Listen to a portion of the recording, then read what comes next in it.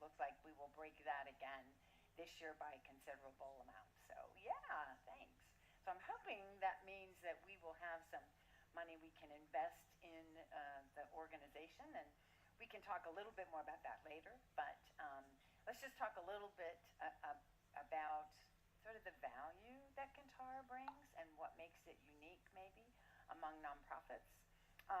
So this was kind of the why that my communications lead put together, and for I think most folks at this conference, this will be something that makes sense to you. You already know this, but as I'm introducing people, and because having talked with the conference organizers, they actually were telling me that about half of the participants at this year's EIC conference are first-timers and haven't been here before. So they may not have heard about Kantara. So just to give you the background, part of the reason that Kantara really exists and that we have the mission and the vision that we do is because, as you all know, citizens, residents in any country have to manage multiple IDs typically, right? And what we see in many countries is the lack of interoperability, not just internationally, but between sectors. We certainly see in both the US and the UK, for example, not the best interoperability between, say, the healthcare industry vertical, if you will, and sort of traditional digital identity working with government. And yet those are places where people who use those services would really benefit from a better interoperability.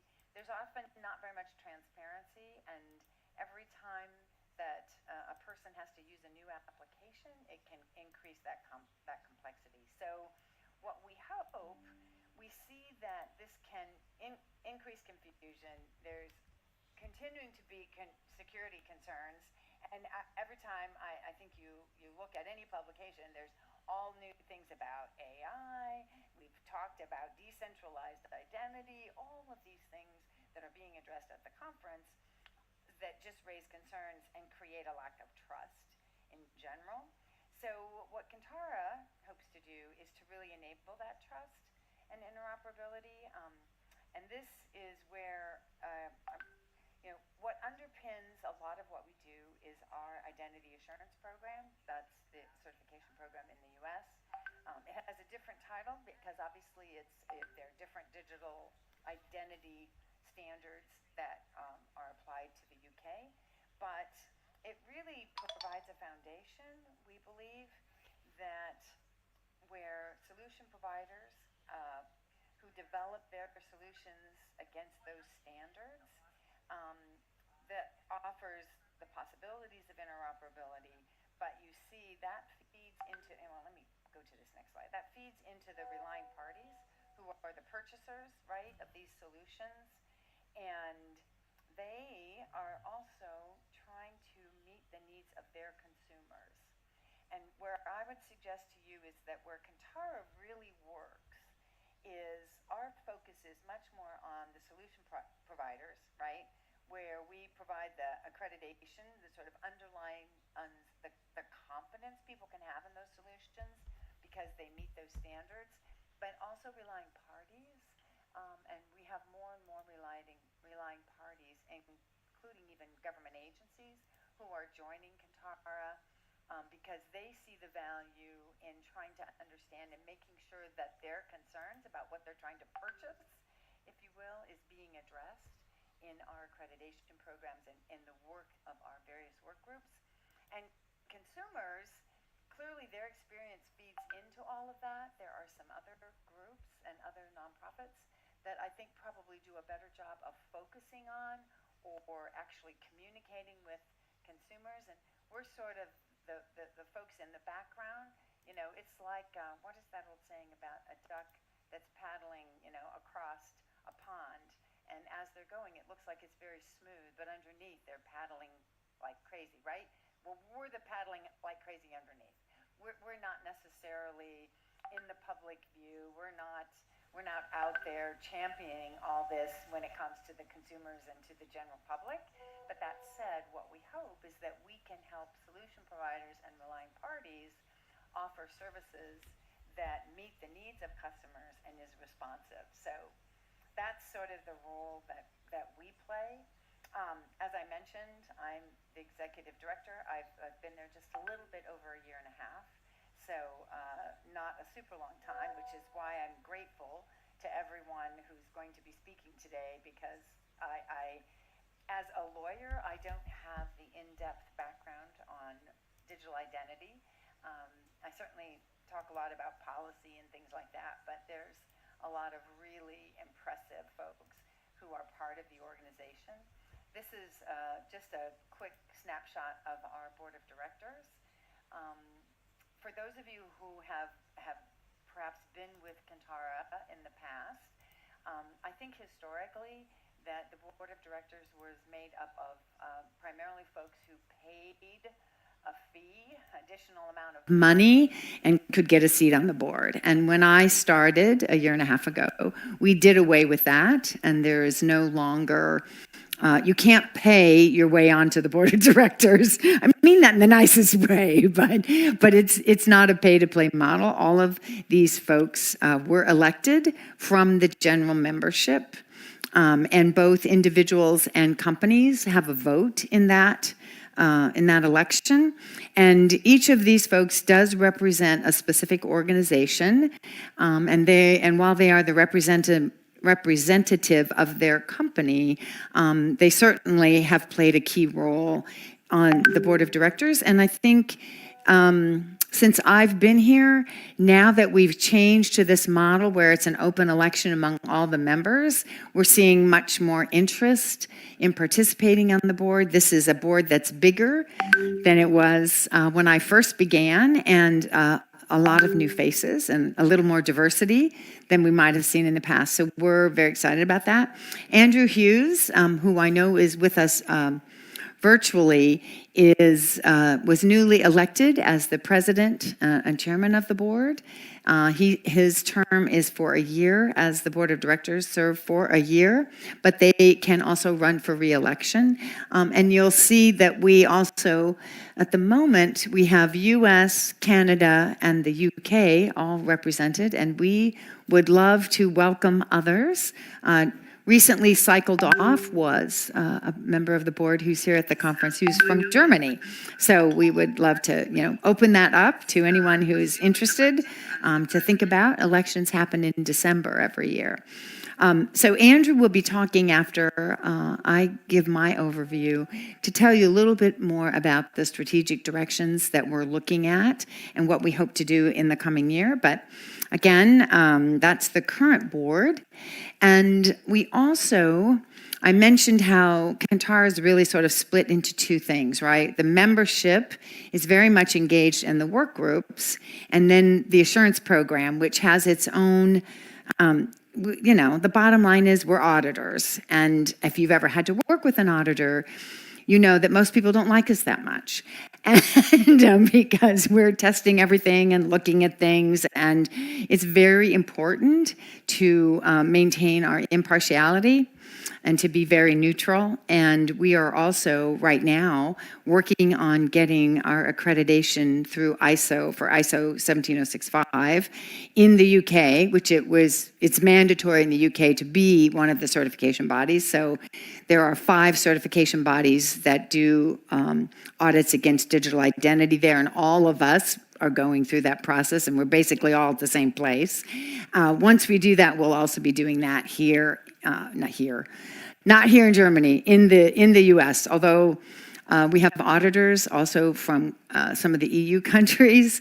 So we've been talking about what would make sense in the EU and engaging in a lot of those discussions too. But on the membership side, the work groups that I talked about, I just wanted to point out the Leadership Council. So the Leadership Council is different from a board of directors, where the board of directors has the fiduciary responsibility for the organization.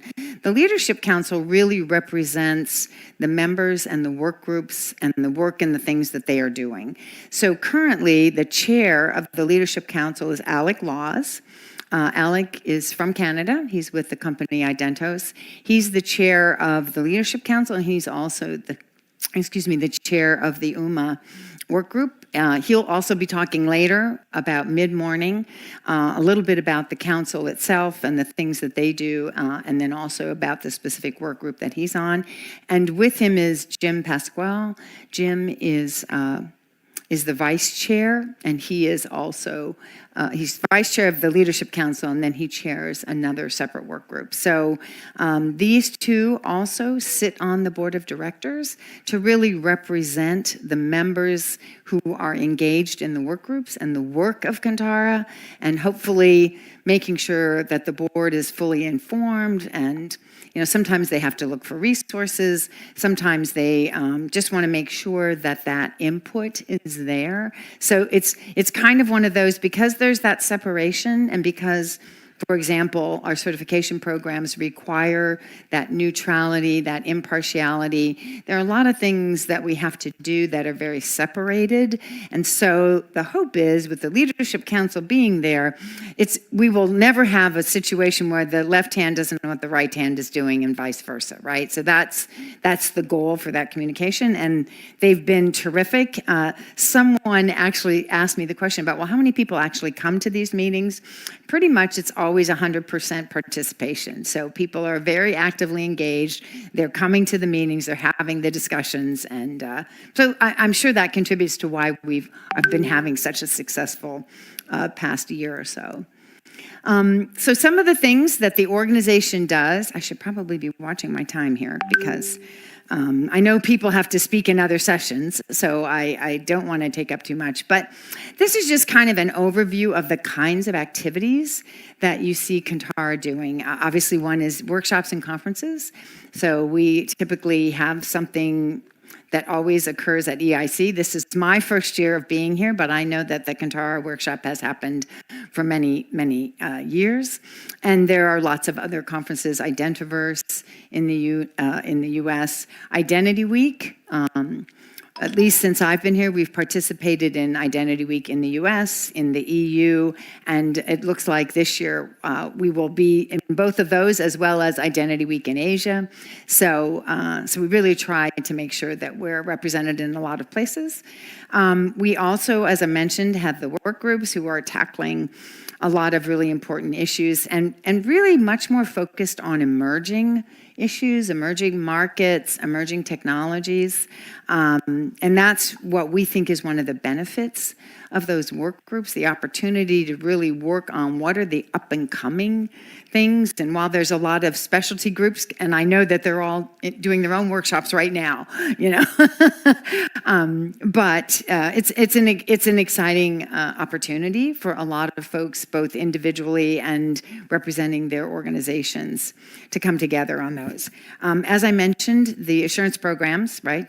And we're currently certification bodies in 2 countries, but we are talking at length with a lot of others.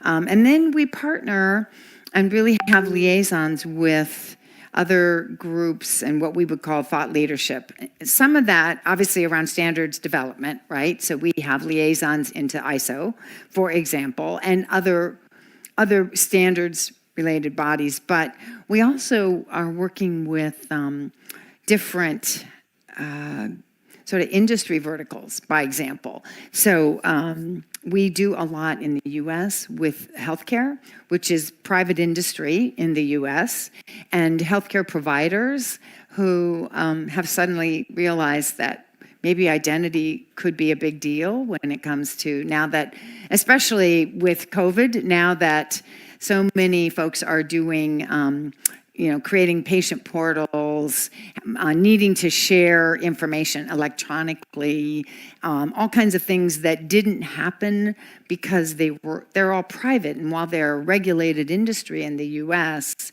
they're not government agencies, right? So we've been working a lot with them to help them understand the assurance process and what it means to have those standards and meet those standards. And then there's other organizations.